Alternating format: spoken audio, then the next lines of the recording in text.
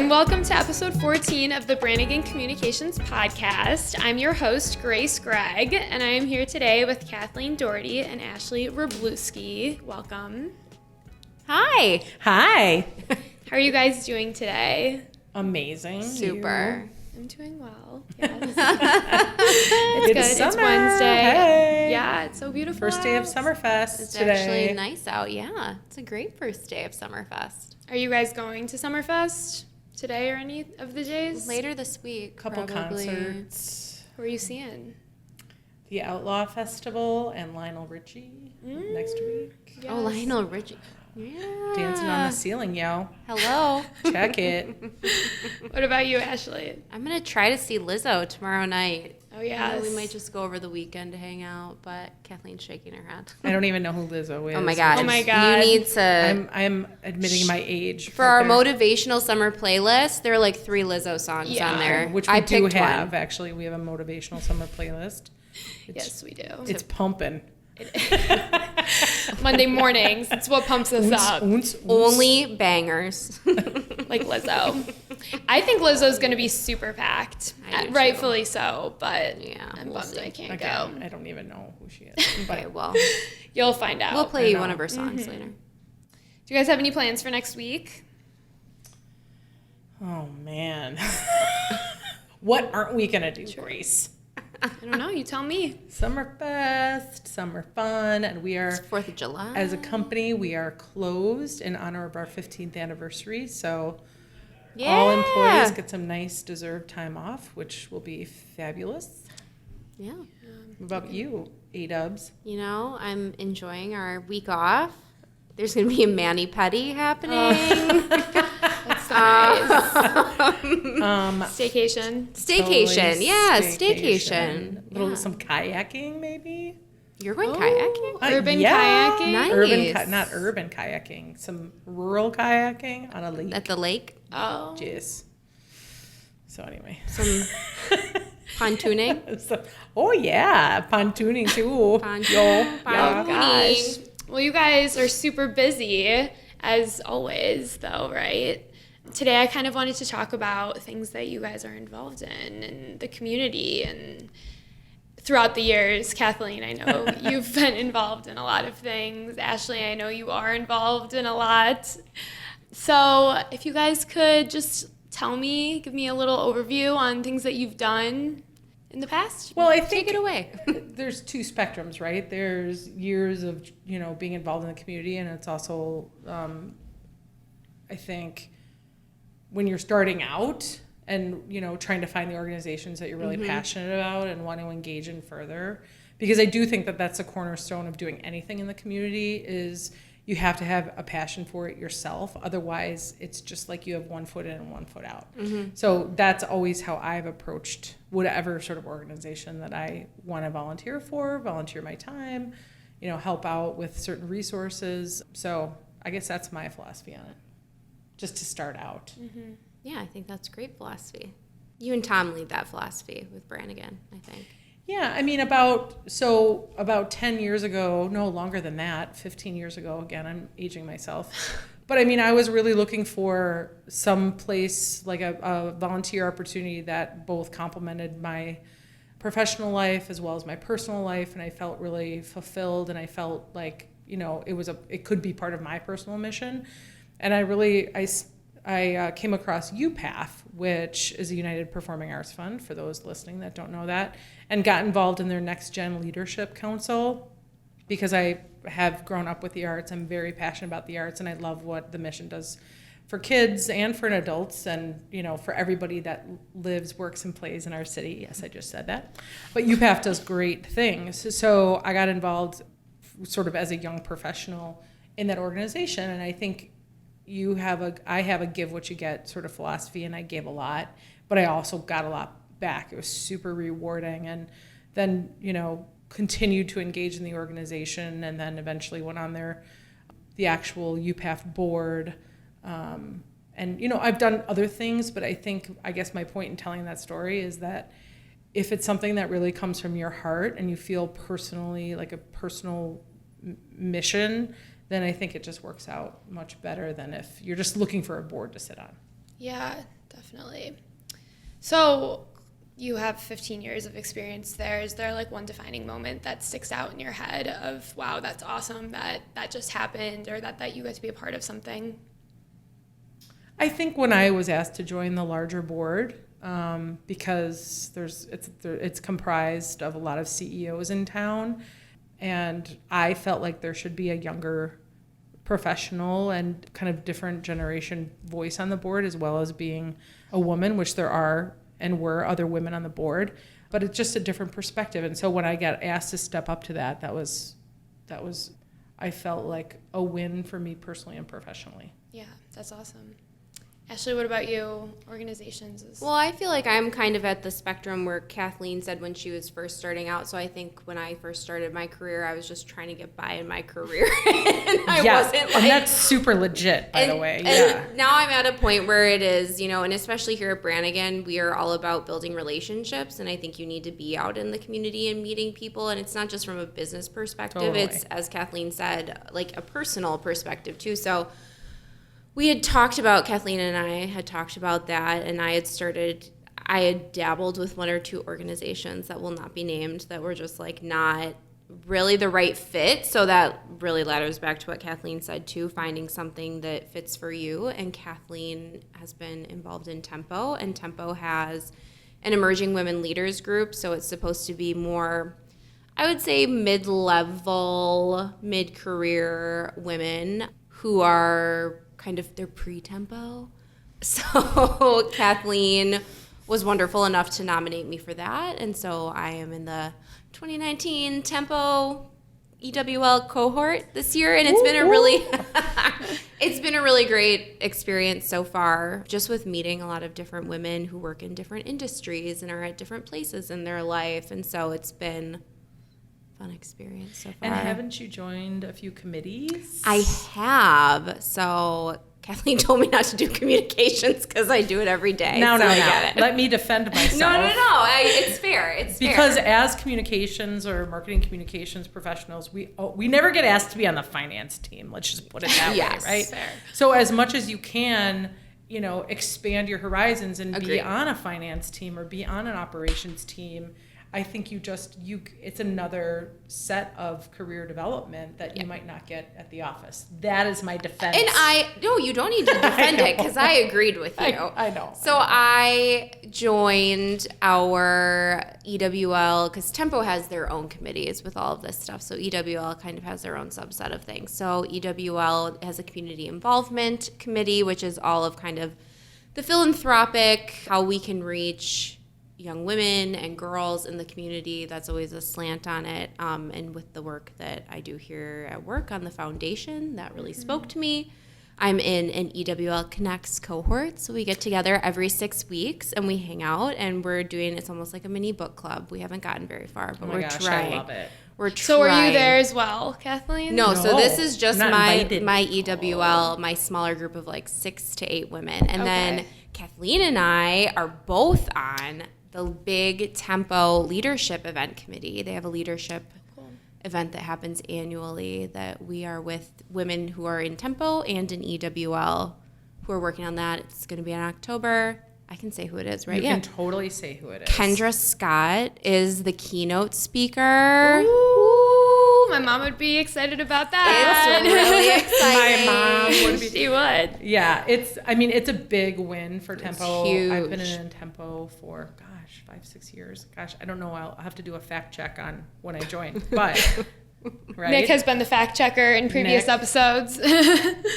Nick will fact check that. Yeah. Thank you. And but it's a big deal because it's not only obviously an entrepreneur and a self-made billionaire that a lot of women want to hear from, but it also speaks to the caliber of the organization that Tempo is. Not that this is not an endorsement, like an ad for Tempo at all, but it's a wonderful organization in Milwaukee for professional women, and it speaks to the kind of connections that they make and the how they've elevated their speaker series and just that it's really worthwhile to get involved in. Yeah. So you guys are planning the event. You're on the event planning committee, correct? We are. As I speak out of both sides of my mouth, we're helping with some communications because it's because that we're It's a able big to event. kind of lend our consultative kind of recommendations to them, and but we lend our thoughts to other areas of it. we lend our thoughts, and their team is super strong, so it's not that they need us, but when they do, they sometimes help. give us a call. Yeah. So, do you feel like maybe with this project or other things that you've helped out with in the past that you've been able to take either your work experience there or your experience there to work? I mean, I'm still pretty early in, but I definitely think so. And like one thing I love about EWL and my Connects group, because it's supposed to be this smaller, tighter knit, you have to it's basically like signing an NDA. You have to promise you're not going to go and share things about what the group talks about, but we all can be kind of sounding boards about where we're at in our jobs too. And if we're having problems at work or if there's some issue, like just to have your peers be able to talk about that. And it's always interesting when we've talked because everybody in my group, for the most part, works in completely different industries. So to talk about, and different levels of companies too, there's nonprofits, there's, big corporations, there's more. And that's what's great about the composition or the mix of the women that are involved. Yeah. And so it's just interesting to get different perspectives from people. So there are things that they share with me that I can bring back. I hope that there are things that I share with them that they can take back, and it's just a good experience overall. Yeah, definitely. Yeah, I think from a board service or from, if you're on a committee for a nonprofit or whether it's social services or the arts or, whatever that is, I think that there's always something that you can learn because you're exposed, and hopefully this is a case, to people that aren't in your industry. They're at different levels, whether it's, above or below. I always listen to the comments and the collaboration around the table, and I think that can teach you some really cool lessons about collaboration with your team. And the other thing that I've always tried to do is make sure that when I'm on a board or if I give my time, that I make sure that I contribute. I think that that's one of the biggest things that, if you do something from a volunteer basis, you still have the responsibility to contribute and collaborate. And I think that that's an important lesson either at the office or in any kind of service that you do, because you're there for a reason, not to just kind of, sit and watch everyone else talk. You really need to kind of dig in. And that's where I think don't get involved in something that your heart's not in. Yeah. Mm-hmm. Because when you're passionate, you'll contribute. Mm-hmm. So those are both awesome answers. But speaking kind of to what you were talking about, Ashley, having those peers to chat with makes me think of mentorship, right? And I know we've talked a lot about that here at Brannigan. Have either one of you guys been involved in a mentorship program, being on either end of it? I've never been in a formal mentorship program. I feel like I have had mentors throughout my career. I consider Kathleen a mentor. That's very nice of you. But nothing formal, although I think that those, I struggle with the formal mentorship, but I feel like some people, maybe wherever they're at in their career, need it. I feel like I've been really lucky that wherever I've been in my career, it's often been my direct supervisor and most often a woman that that has been where I've been, that I can relate to, who can give me career advice and just kind of help me out whenever I need it. But I do feel as though and some of women that I've met through EWL who have talked about, and nobody in my EWL Connects group, because that's there's a NDA. Yeah, NDA there. But even friends too that have said, I don't really have anybody in my organization that you can talk to. That I can talk to. You need confidence. And for sometimes sure. people are, one man, one woman bands. I mean, there are some organizations where you might be the only, I'm speaking from comms specifically, you are the comms person and you are it. Sure. So where do you go? So that's where I think that more formal mentorship programs can be great, but I've just been really lucky in my career that it's been a little bit more natural.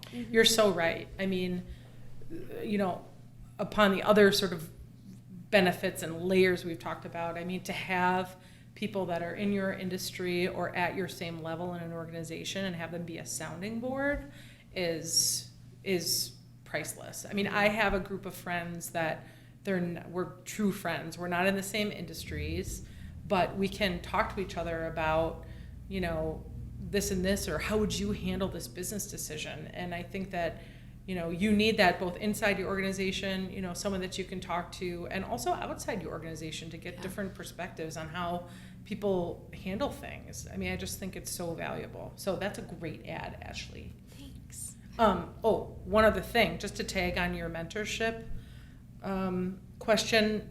I think that you need both informal and formal mentors. I consider Tom a mentor. I consider the whole team at BC mentors, because everybody's always coming up with ideas and ways to do things that I would never have thought of. So I think that's super important. I also, and we've talked about this in one of our staff meetings, there's a difference between mentorship and sponsorship. Mm-hmm. And I think that mentors are really important. Oftentimes they can become friends. But if you want to get somewhere in your career and you can like pinpoint somebody that could potentially help you get there, there is nothing wrong with asking. You know, and maybe it's not now, but maybe it's, you know, you're like, in 5 years, I'm going to get to, you know, a level that I feel like I can tap a sponsor or somebody that can really watch out for my career and promote me and elevate me.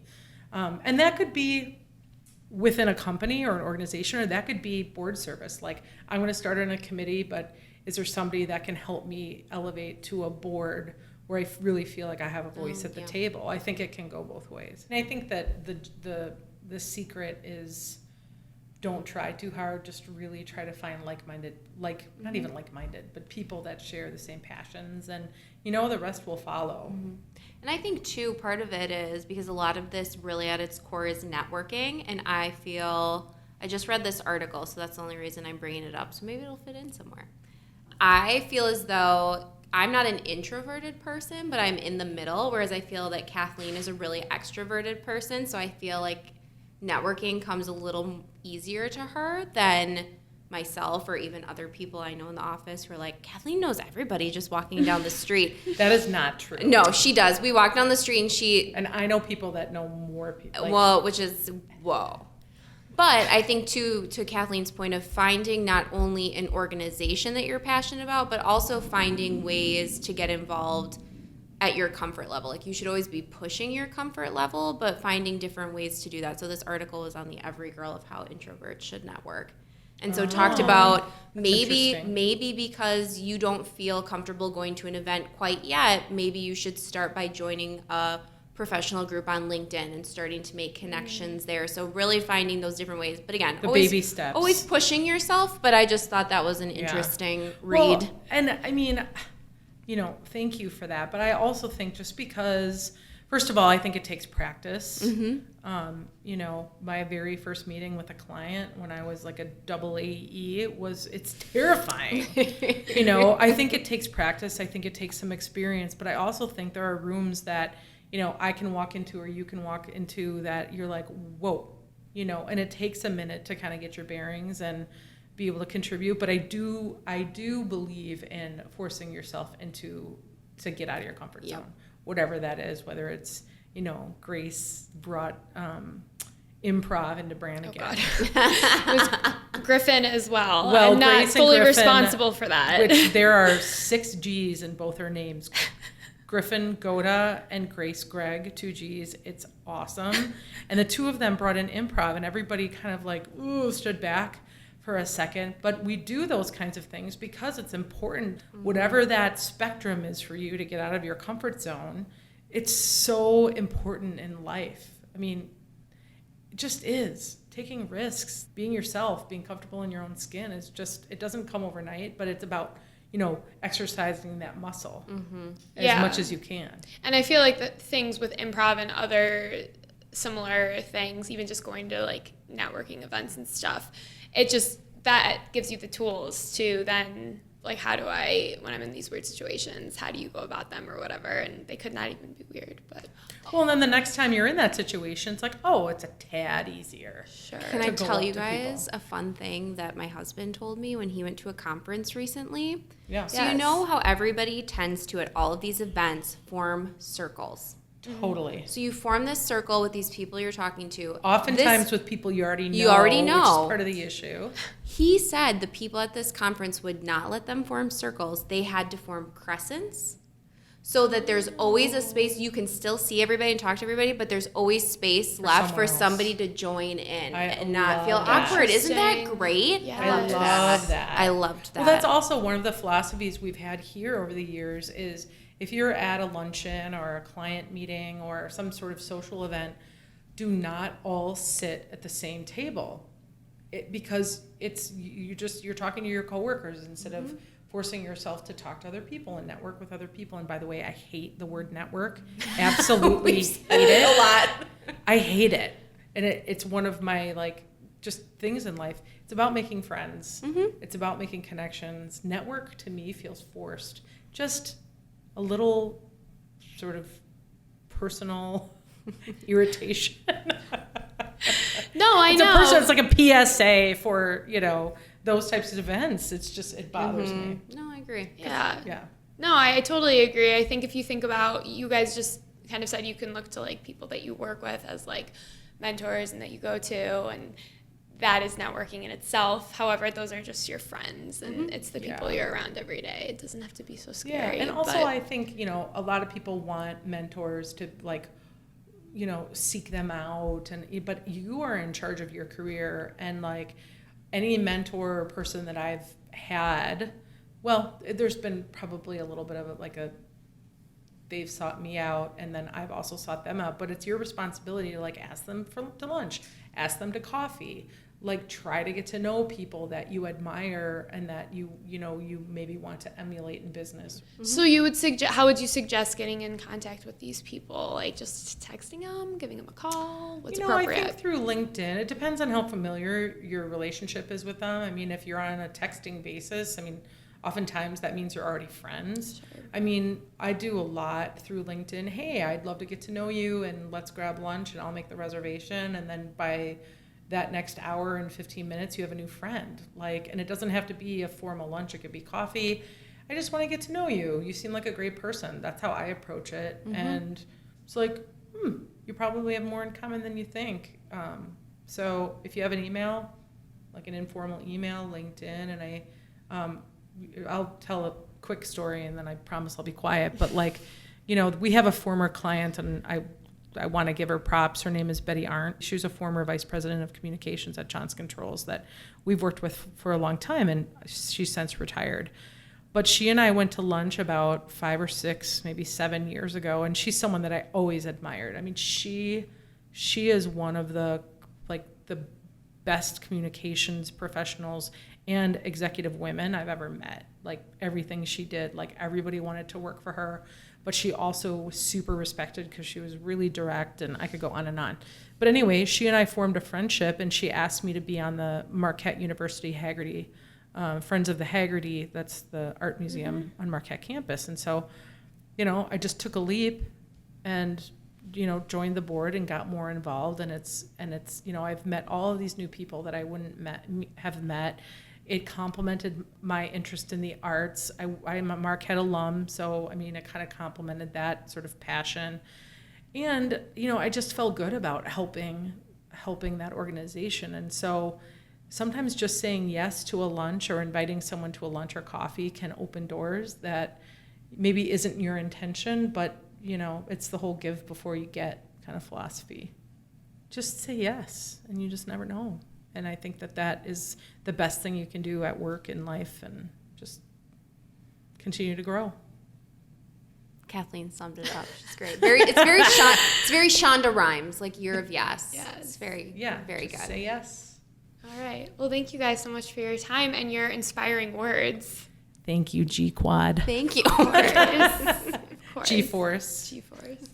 Quadro G's. Quattro G's. So if you guys liked what you heard today, or you have some suggestions about what you want to hear in future podcasts, feel free to DM us on Instagram or any other social media channels. Our handle is @Brannigan Communications.